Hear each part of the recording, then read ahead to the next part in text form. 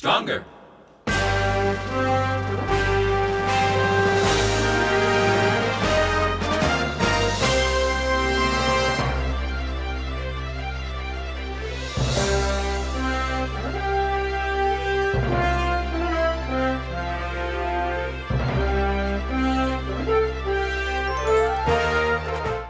And now, this is News Views, a newscast for Champaign-Urbana, Illinois, and the world.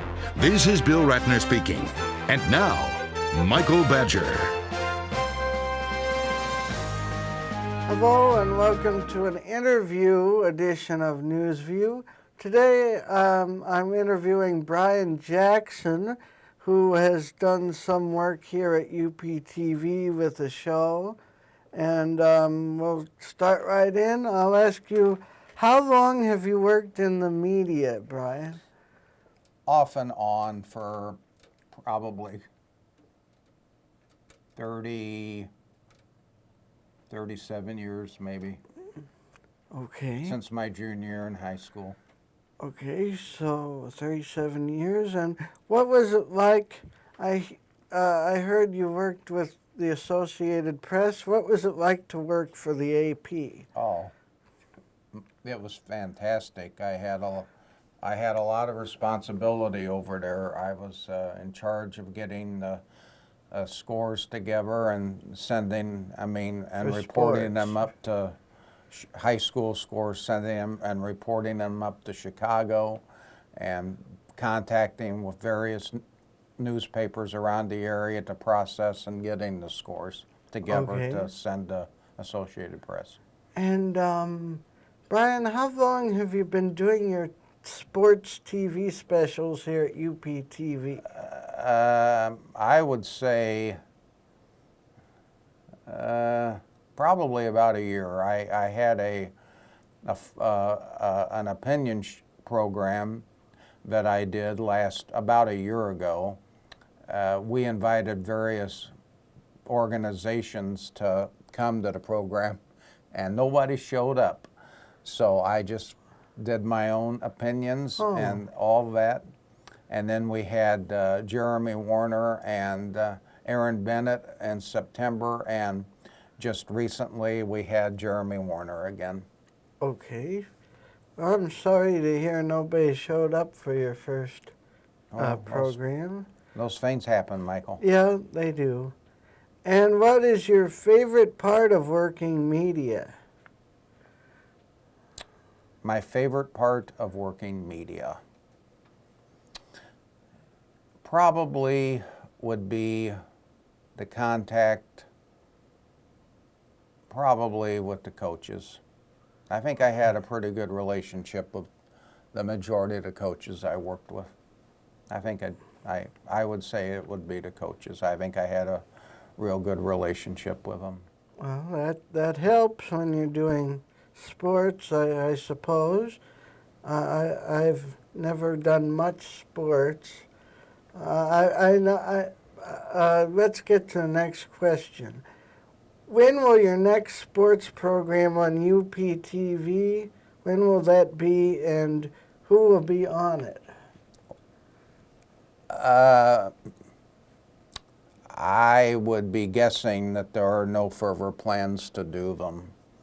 We have not discussed them, but I would say there are no further plans. Okay. Because I just would say that there would be no further plans to do them anymore. Oh. All right. And would you like to maybe do sports on News View still? Right. That would depend what happens with the Inman Plaza. I have going to be which I will be continuing as social service director over at the Inman Plaza when it is finished. I don't know how much of that my time is going to be with that. I don't know. They haven't told me. I also work at the First United Methodist Church in Champaign 4 hours a week on Sunday. Depending what goes on there, I can't answer those questions. Okay. Michael. Well, I wish you well, and thank you for coming here on News View. And This has been Brian Jackson, right? Right. And I'm Michael Badger. Stay tuned for more right here on Newsview. I'm Michael Badger. Good evening. Tonight, the top story is, according to FoxNews.com, an autopsy of Trayvon Martin reportedly shows that the fatal bullet was fired from an intermediate range, quote unquote. The autopsy was leaked and shows the bullet that killed Trayvon Martin in Florida was from intermediate range, which one of the forensics experts said means the bullet was shot from anywhere from 1 to 18 inches away from him. The autopsy was conducted by the medical examiner in Volusia County, Florida, and it also showed that the 17-year-old Martin had one small abrasion on his left ring finger below the knuckle, according to the news report, that is. That report could back the account of George Zimmerman, the 28-year-old neighborhood watch captain accused of killing Martin, who has said he fired into Martin's chest in self-defense as the youth was straddling and pummeling him. The autopsy report was reviewed by NBC News, but not made available to the public. A spokesperson for the Volusia County, Florida area told that the Fox News channel the report was made public and was leaked by someone other than Volusia County Medical Examiner's office. He also noted attorneys for both Zimmerman and Martin had copies of it and said the report will not be released while the active investigation of the February 26 shooting remains underway. And you can read more about that at foxnews.com. And the Associated Press contributed to the Fox News report, which I just gave you some of. And in other news, yesterday, Donna Summer passed away at the age of 63. Her songs included Last Dance, Love to Love You Baby, and Bad Girl, and others like I Feel Love and Hot Stuff. And according to USA Today,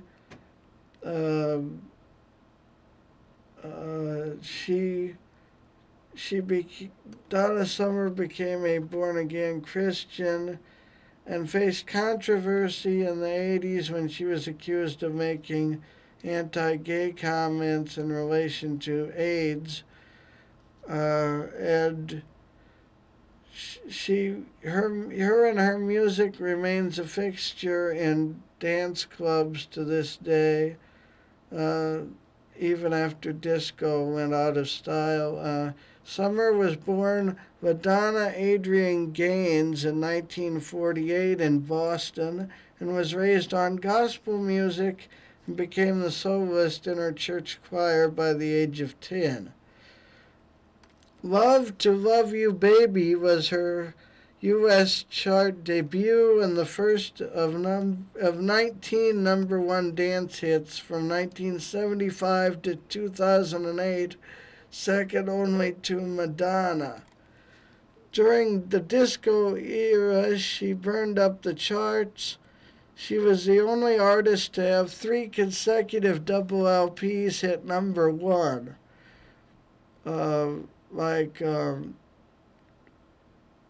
Raven Moore, Bad Girls on the radio.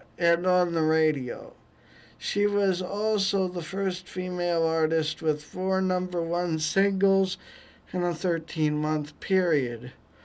According to the Rock and Roll Hall of Fame, that is, where she was a nominee this year. She was never comfortable with the Disco Queen label. And you can see more about that probably usatoday.com in the Life section, among other places. And one more. According to MNT medicalnewstoday.com, that's medicalnewstoday.com, a very sugary diet reportedly makes you stupid. They say here, as we near the final year exam for schools and universities, students should be wary of powering up on buckets of soda and pocketfuls of candy bars. A UCLA study on rats suggested that fructose slows down the brain and memory functions. Too much sweetness can also prevent learning. The findings are published in the Journal of Physiology and also show omega-3 fatty acids help to negate the effect. Earlier studies have shown that fructose is involved in causing diabetes, obesity, and a fatty liver, but this is the first research to uncover how sugar can influence the brain. In the Americas, high fructose corn syrup is widely used, whereas in Europe and Asia, sucrose is more prevalent. This study is focused on fructose, though. You can read more about that in Medical News Today at medicalnewstoday.com. And let me just say, I do not like juice that has high fructose corn syrup. It, to me, does not taste as good as juice without high fructose corn syrup. I'm Michael Badger. Thanks for watching NewsView. Stay tuned for the weather and have a great night.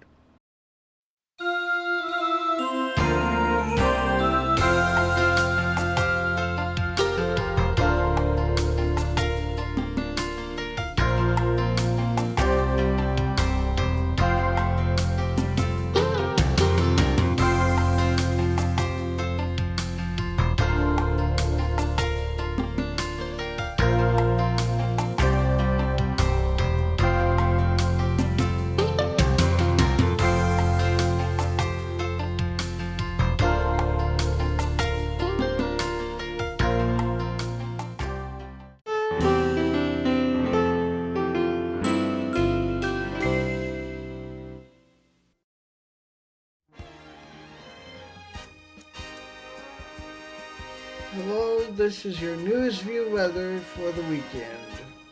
And Friday night, mostly clear, low of 61 degrees Fahrenheit. Saturday, high of 90 degrees Fahrenheit under sunny skies. Saturday night, clear skies with a low of 63 degrees. And Sunday, a high of 86 degrees Fahrenheit and sunny skies once again. And for Sunday night, a low temperature of 64 degrees Fahrenheit with a 40% chance of thunderstorms. I'm Michael Badger, and this has been your Central Illinois weather forecast on NewsView.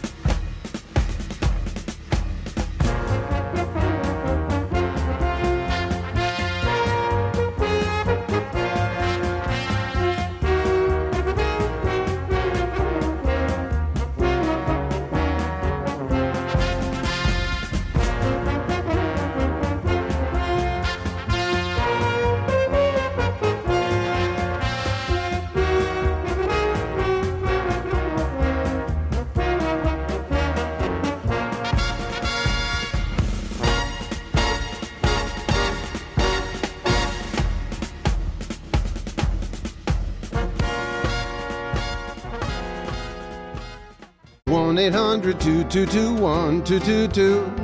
1-800-222-1222. If you think it might be poison, then the first thing you should do is call 1-800-222-1222. Poison is the kind of thing you're not supposed to touch. Old prescriptions, cleaning stuff, or spider bites and such. If you swallowed something bad or think you took too much, call the Poison Control Center hotline. We're the people you can trust. For poison emergencies or just questions, the Poison Control Center hotline is here 24/7 with the expert help you need. Free and confidential. We hope you never need us, but keep our number by the phone. 1-800-222-1222. 1-800-222-1222. If you think it might be poison and you don't know what to do, call 1-800-222-1222.